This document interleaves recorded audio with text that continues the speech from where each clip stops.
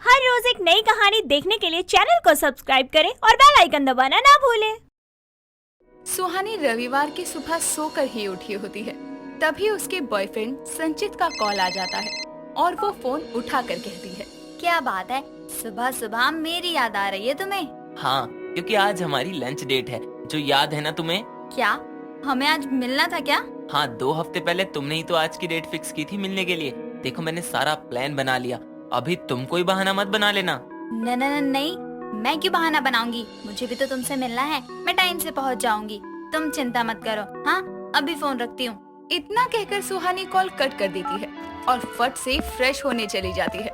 कुछ देर में नाश्ता करके जब वो बढ़िया सी ड्रेस पहनकर खुद को शीशे में देखती है तो कहती है, किसी चप्पू सी लग रही हूँ, पहले पता होता तो पार्लर से अपॉइंटमेंट ले लेती।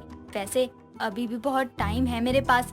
तभी वो अपने फोन में नियर बाय पार्लर की लोकेशन चेक करती है और 10 बजे के करीब घर से निकलकर पार्लर के लिए जाती है और कुछ ही देर में शकुंतलम ब्यूटी पार्लर में पहुंचती है, जहां उसे एक अधेड़ उम्र की औरत मिलती है। तभी वो उससे कहती है, वो मुझे अपना मेकअप करवाना था, तो कितना चार्ज करेंगे आप? अरे अभी पार्लर में घुसी भी नहीं हो कि पहले ही पैसे पूछ रही हो। पहले ये बताओ कि तुम्हें कैसा मेकअप करवाना है, उसी हिसाब से चार्ज बताऊंगी ना। हाँ तो बुलाइए अपनी मेकअप आर्टिस्ट को। वो तो तुम्हारे सामने ही खड़ी है। आप मेरा मेकअप करेंगी आंटी? हाँ, जब मेरा पार्लर है तो मेकअप मैं ही करूँगी। कहो, लाइट मेकअप करवाना है या हैवी?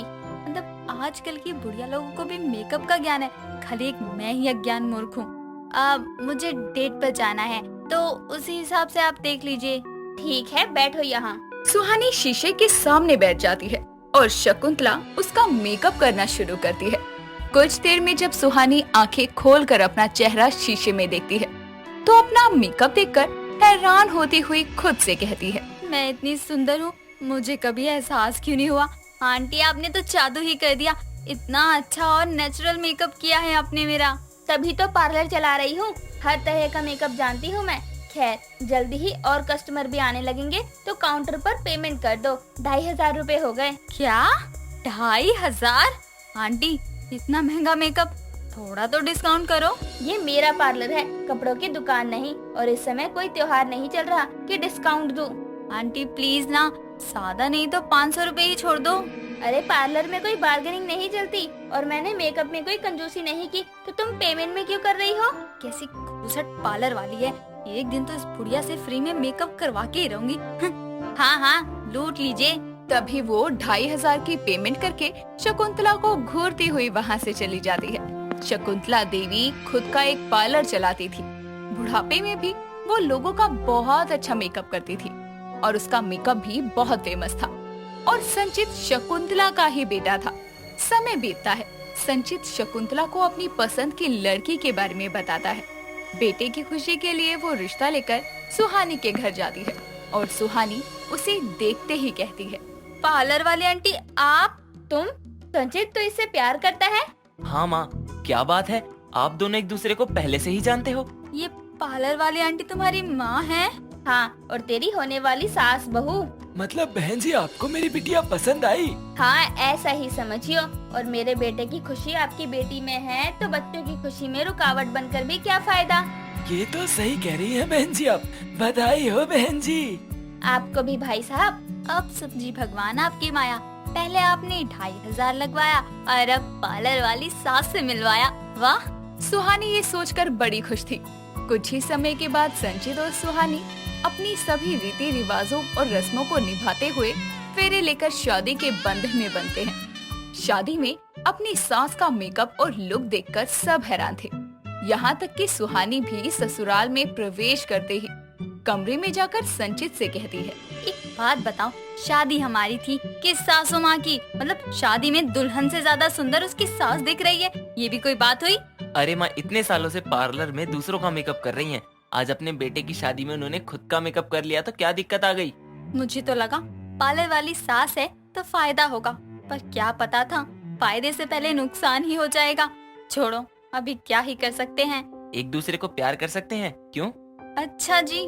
सुहानी मुस्कुराने लगती है तो संचित उसे अपनी बाहों में भर लेता है और दोनों एक दूसरे में खो जाते हैं। समय बीतता है।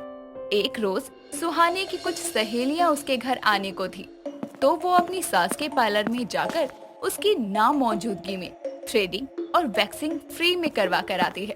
पार्लर जाने पर शकुंतला देवी को जब इस बात का पता चलता है तो वो खुद से कहती है, ये बहू भी ना मेरे पार्लर को अपना पर्सनल पार्लर समझने लगी है, समझाना पड़ेगा इसको।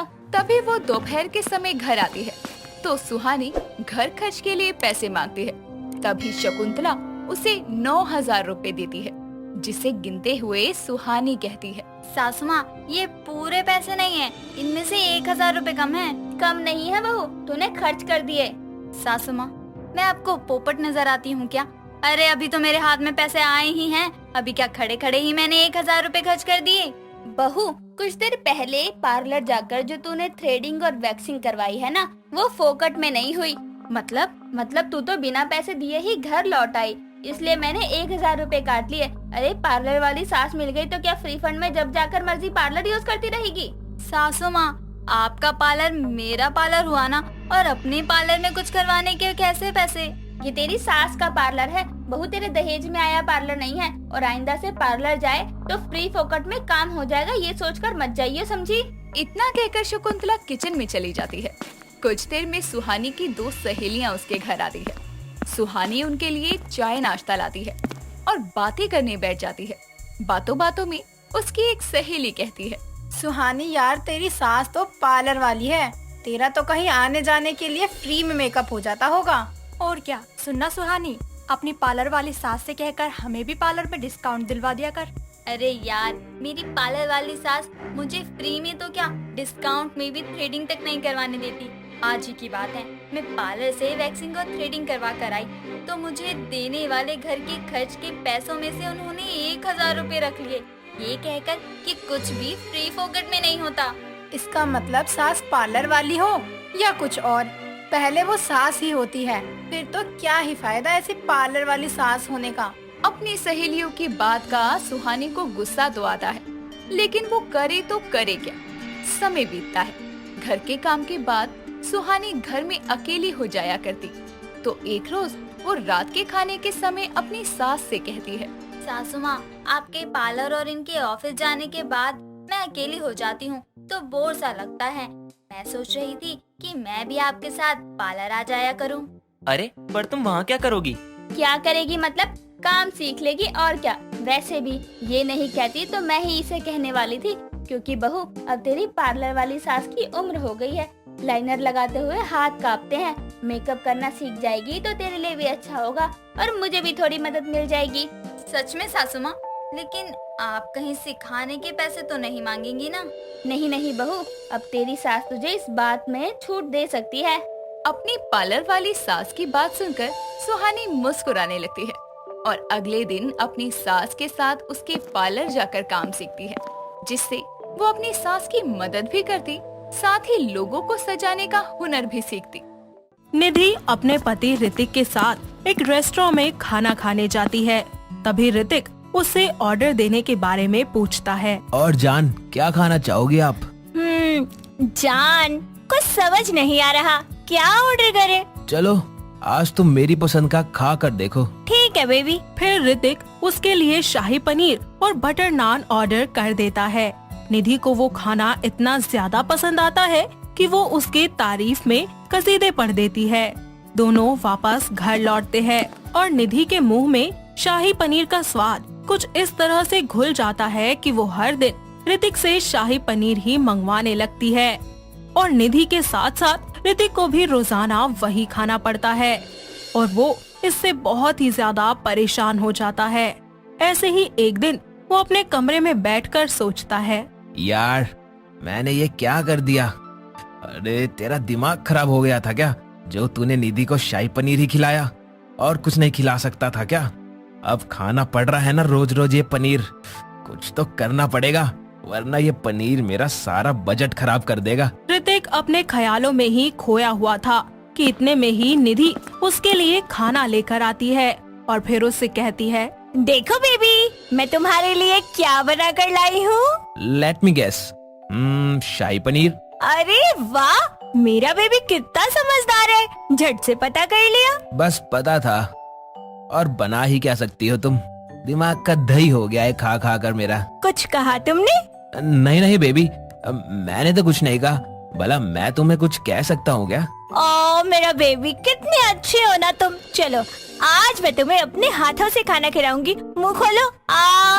नहीं क्या हुआ बेबी? बेबी, वो क्या है ना, आज मेरी कुछ तबीयत ठीक नहीं लग रही।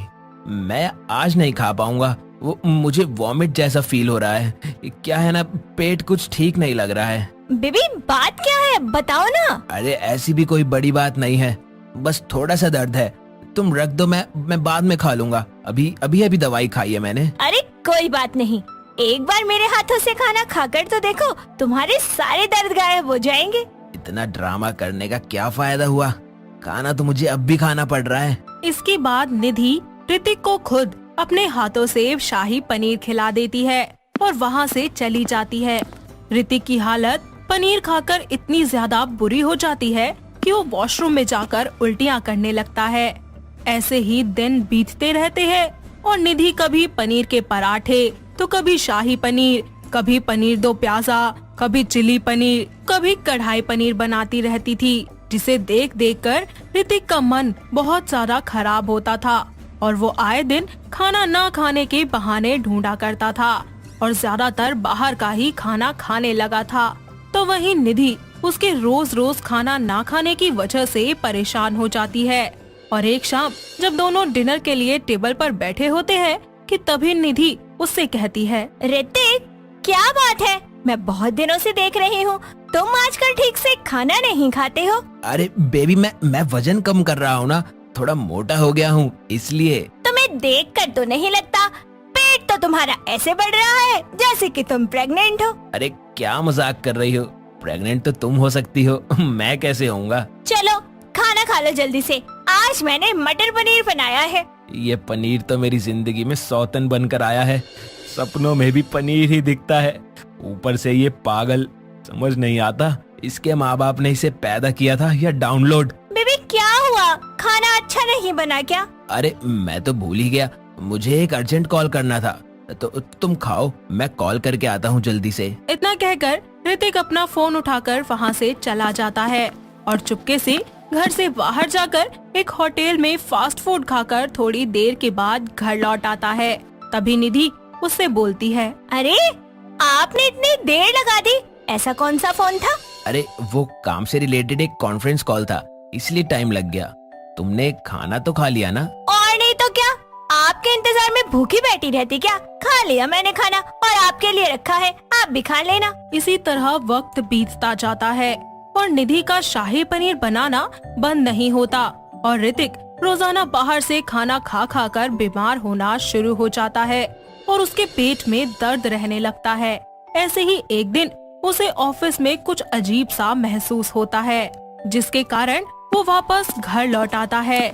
साथ ही उसके पेट का दर्द और भी ज्यादा बढ़ जाता है।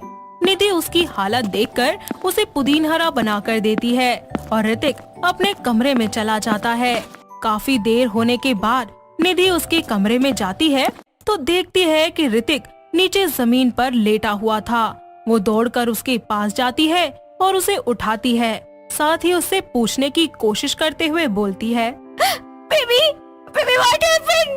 अरे मुझे अच्छी फीलिंग नहीं आ रही यार, कुछ तो गड़बड़ है। कुछ बताओ ना, कैसा फील हो रहा है तुम्हें? वो कहते कहते ऋतिक चुप हो जाता है और वहीं पर ही बेहोश होता है, जिसे देखकर निधि बहुत घबरा जाती है और उसे उठाने की बहुत कोशिश करती है, लेकिन वो नहीं उठता, जिसे देखकर वो काफी डर जाती है और फिर जल्दी से डॉक्टर को फोन करके घर बुला लेती है। ऋतिक का चेकअप करने के बाद डॉक्टर निधि से कहते हैं, देखिए आपके पति को फूड पॉइजनिंग हो गई है। Food poisoning? ये आप क्या कह रहे हैं? जी आपने ऐसा क्या खिलाया इन्हें? जी मैंने तो बस शाही पनीर ही खिलाया था। और आप इन्हें ये कब से खिला रही हैं? जी कुछ 1 महीने से। क्या 1 महीना हो गया और इन्होंने कुछ नहीं खाया इसके अलावा? नहीं डॉक्टर, बात ऐसी है कि मुझे पनीर खाना बहुत पसंद है, तो मैं रोज वही बना देती थी और ये भी चुपचाप खा लेते थे। देखिए आपको पनीर खाना पसंद है, पर इसका ये मतलब नहीं कि आप हर वक्त यही खाएं। आज आपकी वजह से आपके पति की ये हालत है। पनीर छोड़कर आप हल्का खाना खाएं और अपने पति को भी खिलाएं। जैसा डॉक्टर निधि को समझाते हैं वो बिल्कुल वैसा ही करती है। कुछ ही देर के बाद डॉक्टर वहाँ से चले जाते हैं और ऋतिक को भी होश आता है। साथ ही में निधि उसके लिए खाना लेकर आती है और कहती है, मुझे माफ कर दीजिए, मेरी वजह से आपको इतनी तकलीफ से गुजरना पड़ा। मैं ये भूल ही गई थी कि पनीर खाना अगर मुझे पसंद है तो आप कैसे डेली डेली उसे खा सकते हैं। नहीं नहीं निधि, सॉरी मत कहो। असल में गलती मेरी है। मैं पनीर ना खाने और तुम्हारा दिल ना दुखाने की वजह से डेली बाहर से खाना खाता रहा और जरूरत से ज्यादा फास्ट फूड खाने की वजह से मेरी ये हालत हो गई। गलती तुम्हारी नहीं बल्कि मेरी है। I am sorry too. चलिए कोई बात नहीं, अच्छा ही है ना कि हम दोनों को अपनी अपनी गलती का एहसास हो गया। बस अब चिंता मत कीजिए, जल्दी सब कुछ बहुत अच्छा होगा। जरूर, हम दोनों मिलकर करेंगे। चलिए अब अपना मुंह खोलिए, आज मैं आपको टेस्टी टेस्टी खाना खिलाने वाली हूँ। ठीक है बाबा, खिला दो। इस सब के बाद निधि कभी भी पनीर से जुड़ी कोई भी चीज ऋतिक को आम तौर पर नहीं खिलाया करती थी। सिर्फ और सिर्फ खास मौकों पर ही वो पनीर बनाया करती थी। इससे ऋतिक भी खुश रहता है और उसकी तबीयत भी नहीं बिगड़ती। साथ ही उनके बीच का प्यार और भी ज्यादा गहरा हो जाता है और दोनों पति पत्नी अपनी जिंदगी में खुशी खुशी रहने लगते हैं। दोस्तों, अगर आपको ये कहानी पसंद आई तो इसे लाइक करें, शेयर करें और कमेंट करके बताएं कि कहानी में आपको सबसे अच्छा क्या लगा।